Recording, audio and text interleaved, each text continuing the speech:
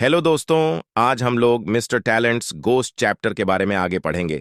तो चलिए शुरू करते हैं। तो दोस्तों, अब तक आपने जाना कि नैरेटर जो हैं वह वापस इन से चले जाते हैं।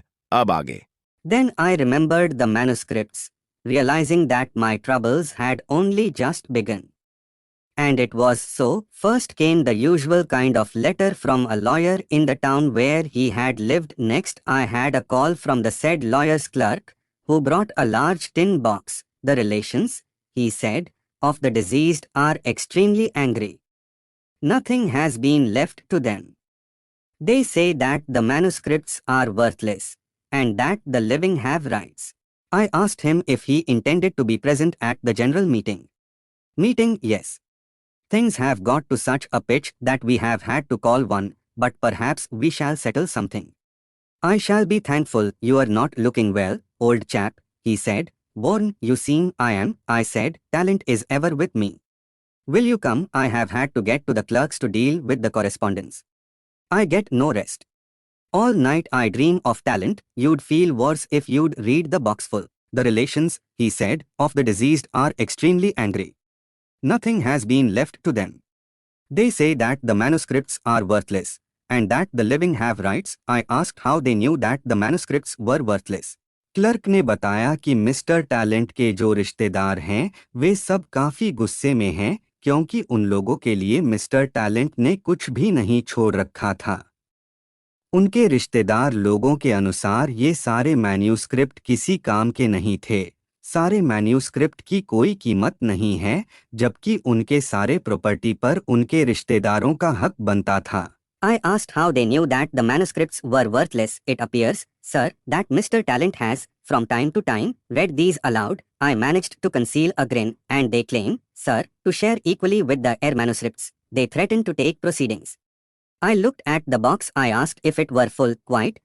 Sir, typed manuscripts, very neatly done. He produced the key, a copy of the will, and a sealed letter. Narrator अब उस क्लर्क से पूछते हैं कि वे लोग कैसे जान गए कि ये सारी मैन्युस्क्रिप्ट्स की कोई कीमत नहीं है। तब क्लर्क बोलते हैं कि ऐसा हो सकता है कि मिस्टर टैलेंट समय समय पर उन सारी मैन्युस्क्रिप्ट्स को जोर जोर से पढ़ते थे।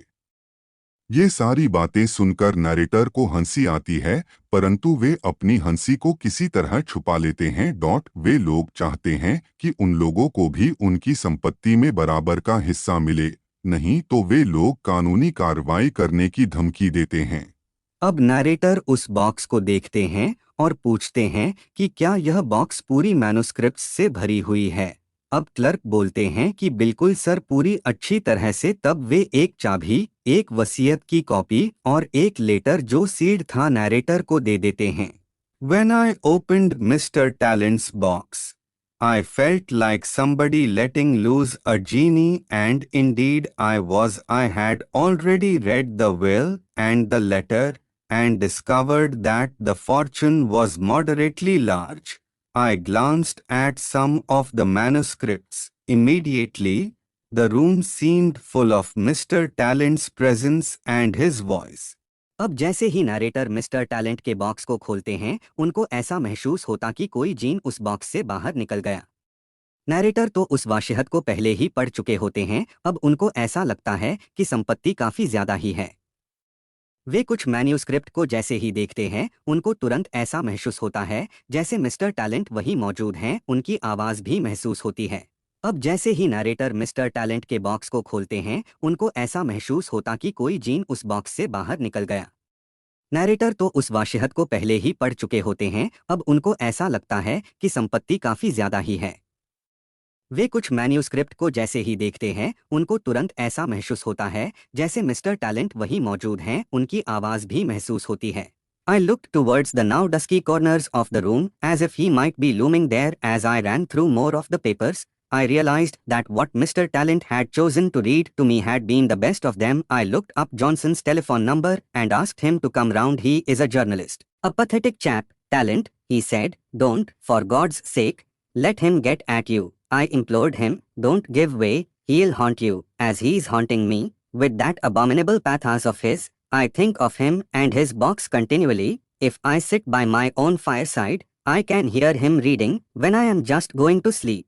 I dream that he is looming over me like an immense van moth. If I forgot him for a little while, a letter comes from one of his awful relations and recalls me.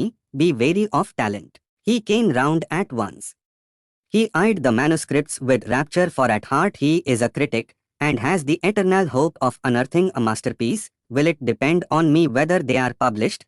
Which are published? I said. Some will have to be, the will says so. But if I found them all worthless, the relatives would get more of the cash. I shall have to look into that. 1 सप्ताह तक तो कुछ भी नहीं हुआ। उसके बाद mister talent के रिश्तेदारों के लेटर आने शुरू हो गए। उनकी फैमिली बहुत बड़ी थी। वे सब बहुत गरीब, गुस्सैल और उनकी साहित्य में बिल्कुल ही रुचि नहीं थी। वे सब दो चीजों में बिल्कुल एक जैसे थे, एक साहित्यिक उत्कृष्टता का पूर्ण अभाव और दूसरा कानूनी सटीकता। उनके लेटर को पढ़ना और उसका जवाब देना दिन प्रतिदिन बढ़ता जा रहा था। यदि मैं उनको आशा दिलाता तो मिस्टर टैलेंट का मूक, चिंतित और आहत भरी उपस्थिति महसूस होती, और आशा नहीं दिलाता तो उनके वकील द्वारा डाक से मुझे लेटर मिलता। He did not take my advice. By the time he had finished the box, he was as much under Talent's thumb as I was, bitterly disappointed that there was no masterpiece. He was still loyal to the writer, yet he was emotionally harrowed by the pitiful letters that the relations were now sending to all the papers. Johnson वहां पर तुरंत आ जाते हैं। वे manuscripts को उत्साह भरी आंखों से देखते हैं। वैसे वे एक अच्छा समीक्षक भी हैं और उनको पूरी तरह से आशा है कि वे उन सारे मैन्युस्क्रिप्ट्स से सबसे अच्छी मैन्युस्क्रिप्ट को निकाल ही लेंगे। अब जॉनसन कहते हैं कि क्या यह मेरे पर निर्भर है कि कौन कौन प्रकाशित होगा। तब नैरेटर कहते हैं, कौन प्रकाशित होगा, कुछ तो करना ही पड़ेगा, ऐसा तो वाशिहत ही कहता है। तब जॉनसन कहते हैं कि यदि मुझे मैन्युस्क्रिप्ट्स बेकार लगी तो उनके रिश्तेदारों को ज्यादा ही रुपया मिल सकता है, मुझे ऐसे ही देखना होगा।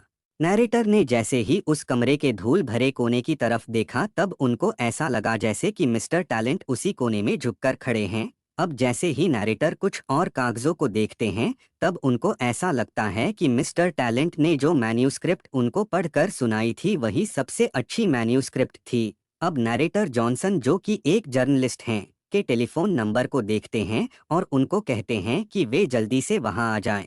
Nothing occurred for a week, then letter began to come from Mr. Talent's relations. They were a prolific family. They were all very poor, very angry and intensely uninterested in literature. They were all alike into things: the complete absence of literary excellence and legal exactitudes. It took an increasing time daily to read and answer these.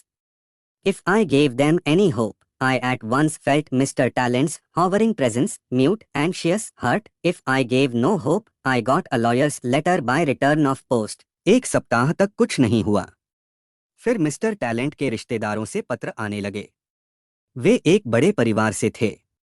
वे सभी बहुत गरीब, बहुत क्रोधी और वे साहित्य में बिल्कुल ही रुचि नहीं रखने वाले थे।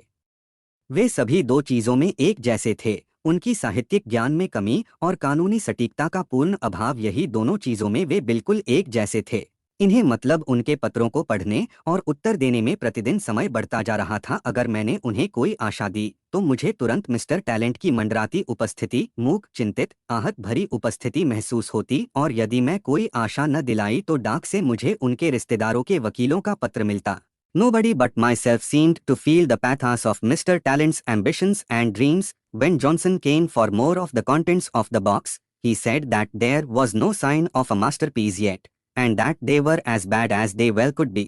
मिस्टर टैलेंट के स्वप्नों और उनकी चाहतों को कोई भी नहीं समझ सकता था, केवल मैं ही उनकी स्वप्नों और उनकी चाहतों को समझ सकता था। जब जॉनसन बॉक्स से और भी सब कंटेंट्स मतलब और भी सारी मैन्युस्क्रिप्ट को लेकर आए तो उन्होंने ने कहा कि अब तक मुझे कोई भी ऐसी ढंग की मैन्युस्क्रिप्ट नहीं मिला, और जो भी है वे सब उतना ही अधिक खराब हैं जितना वे सब हो सकते हैं। A pathetic chap, Talent, he said. Don't, for God's sake, let him get at you. I implored him. Don't give way. He'll haunt you, as he's haunting me, with that abominable pathos of his. I think of him and his box continually. If I sit by my own fireside, I can hear him reading when I am just going to sleep. I dream that he is looming over me like an immense van moth. If I forgot him for a little while, a letter comes from one of his awful relations and recalls me. Be wary of Talent. उसने mister talent को एक दयनीय व्यक्ति कहा।